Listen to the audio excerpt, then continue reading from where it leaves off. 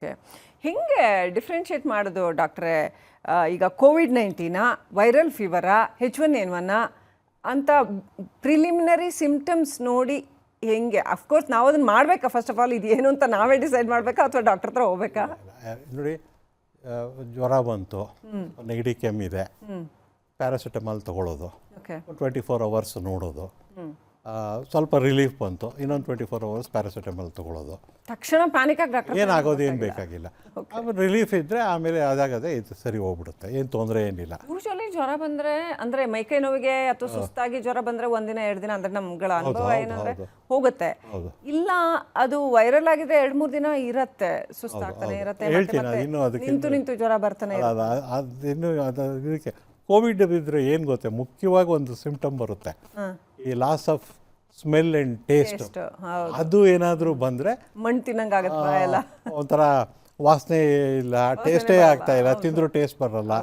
ಅದು it is a very typical sign of COVID ಅಂತ ಅಂದ್ಬಿಟ್ಟು. ಪರ್ಟಿಕ್ಯುಲರ್ಲಿ ಇನ್ಫ್ಯಾಕ್ಟ್ ಎಷ್ಟೋ ಜನಕ್ಕೆ ಶೀತ ಆಗೋಕ್ಕೂ ಮುಂಚೆ ಇದಾಯಿತು, ಸೊ ಆಮೇಲೆ ಶೀತ ಆಯಿತು. ಹೌದು.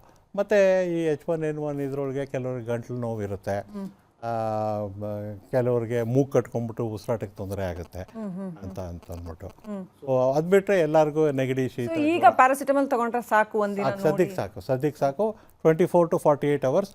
ಬಟ್ ಏನು ಅಂದರೆ ಅವ್ರಿಗೆ ಅದು ಮುಂದೆ ಅದು ಜ್ವರ ಜಾಸ್ತಿ ಆಗ್ತಾ ಪ್ಯಾರಾಸಿಟಮಾಲ್ ಕಂಟ್ರೋಲ್ ಬರ್ತಿಲ್ಲ, ಆಮೇಲೆ ಉಸಿರಾಟಕ್ಕೆ ತೊಂದರೆ ಆಗ್ತಾ ಇದೆ, ರಿಲೇಟೆಡ್ ಹೆಲ್ತ್. ಹೌದು. ಆಮೇಲೆ ಬೇರೆ ರಿಲೇಟೆಡ್ ಅವ್ರಿಗೆ ಶುಗರು ಅಥವಾ ಹಾರ್ಟ್ ಪ್ರಾಬ್ಲಮ್ ಇದೆ, ಅಥವಾ ಡಯಾಲಿಸಿಸಲ್ಲಿ ಇದ್ದಾರೆ, ಕ್ಯಾನ್ಸರ್ ಟ್ರೀಟ್ಮೆಂಟಲ್ಲಿ ಇದ್ದಾರೆ, HIV ಪಾಸಿಟಿವ್ ಇದ್ದಾರೆ, ಇವರೆಲ್ಲ ಭಾಳ ಹುಷಾರಾಗಿರಬೇಕು. ಅವರೆಲ್ಲ ಏನಿದ್ರು ಓನ್ಲಿ 6 to 12 ಅವರ್ಸ್, ಆಮೇಲೆ ತಕ್ಷಣ ಡಾಕ್ಟರ್ ಕನ್ಸಲ್ಟ್ ಮಾಡಬೇಕು ಅಷ್ಟೇ. Next day they have to consult. So immediate ಆಗಿ ಡಾಕ್ಟರ್ ಕನ್ಸಲ್ಟ್ ಮಾಡಬೇಕಾಗಿಲ್ಲ ಅಂತ. ನೆಕ್ಸ್ಟ್ ಡೇ ಅದೇನಾಗುತ್ತೆ, ಸಾಯಂಕಾಲ ಇದು ಮಾಡಿದ್ರೆ ನೆಕ್ಸ್ಟ್ ಡೇ ಕನ್ಸಲ್ಟ್ ಮಾಡಿದ್ರೆ ಆಯ್ತು ಅಂತ. ಎಲ್ಲ ಒಟ್ಟೊಟ್ಟಿಗೆ ಬರುತ್ತಾ? ವೈರಲ್ಲು, H1N1, ಇನ್ಫ್ಲೂಯೆನ್ಸಾ ಬರ್ಬೋದು. ಅಪರೂಪಕ್ಕೆ ನಮ್ಮ ಇದರಲ್ಲೂ ಬಂದಿದೆ, ಆ ಪ್ಯಾಂಡಮಿಕಲ್ಲೂ ಅವು ಈಗ ಫ್ಲೂ ಪ್ಲಸ್ ಕೋವಿಡ್ಗೆ ಫ್ಲೂರೋನಾ ಅಂತ ಅಂದ್ಬಿಟ್ಟು ಅಲ್ಲಿ ಒಂದೊಂದು ಕೇಸ್ ಇದೆ. ಮಲ್ಟಿಪಲ್ ಇನ್ಫೆಕ್ಷನ್ ಆಗ್ಬೋದು, ಬಟ್ ಅವ್ರು ದೇ ಆರ್ ವೆರಿ ರೇರ್. ಅದೇನಂತ ಇದು ಓನ್ಲಿ ಅಕಾಡೆಮಿಕ್ ಕ್ಯೂರಿಯಾಸಿಟಿ. ಜ್ವರ ಬಂದಾಗ ಯಾವಾಗ ಇದು ಸೀರಿಯಸ್ ಕಂಡೀಷನ್ ಅಂತ ಅನ್ಸ್ಕೊಳತ್ತೆ? ಸೀರಿಯಸ್ ಕಂಡೀಷನ್ ಅಂದರೆ ಜ್ವರ ಜಾಸ್ತಿ ಆಗ್ತಾ ಹೋಗುತ್ತೆ, ಪ್ಯಾರಾಸಿಟಮಾಲ್ಗೂ ಕಂಟ್ರೋಲ್ ಬರೋಲ್ಲ, ಉಸಿರಾಟಕ್ಕೆ ತೊಂದರೆ ಆಗೋಗ್ಬಿಡುತ್ತೆ ಅಂತ ಅಂದ್ಬಿಟ್ಟು. ಆಮೇಲೆ ನಿದ್ದೆ ಬರೋ ಥರ ಒಂಥರ ಮಂಪರ್ ಥರ ಬಂದ್ಬಿಡುತ್ತೆ ಅಂತ ಅಂದ್ಬಿಟ್ಟು, ತಲೆ ಸುತ್ತು ಬಂದ್ಬಿಡುತ್ತೆ. ಆವಾಗ ತಕ್ಷಣ ಡಾಕ್ಟರ್ ಹತ್ರ ಹಾಸ್ಪಿಟ್ಲ್ಗೆ ಹೋಗ್ಬೇಕು. ಆಮೇಲೆ ಇವಾಗ ತುಂಬ ಜನ ಆನ್ಲೈನಲ್ಲಿ ನೋಡ್ಬಿಟ್ಟು ಮೆಡಿಸಿನ್ ಮಾಡ್ಕೊಂಡ್ಬಿಡ್ತಾರೆ. ಮೊಬೈಲಲ್ಲಿ ಏನೋ ನನಗೆ ಇಂತಿಷ್ಟು ಡಿಗ್ರಿ ಜ್ವರ ಇದೆ, ಇದ್ರ ಸಿಂಪ್ಟಮ್ಸ್ ಹಿಂಗಿದೆ, what medicine should I take ಅಂದ್ಬಿಟ್ಟು ಬ್ಲಿಂಕಿಟಲ್ಲಿ ಅಥವಾ ಇನ್ಯಾವುದ್ರಲ್ಲೂ ತರಿಸ್ಕೊಂಡು ತಿಂದ್ಬಿಡ್ತಾರೆ. ಸರಿನಾ ಅದು ಅಂತ?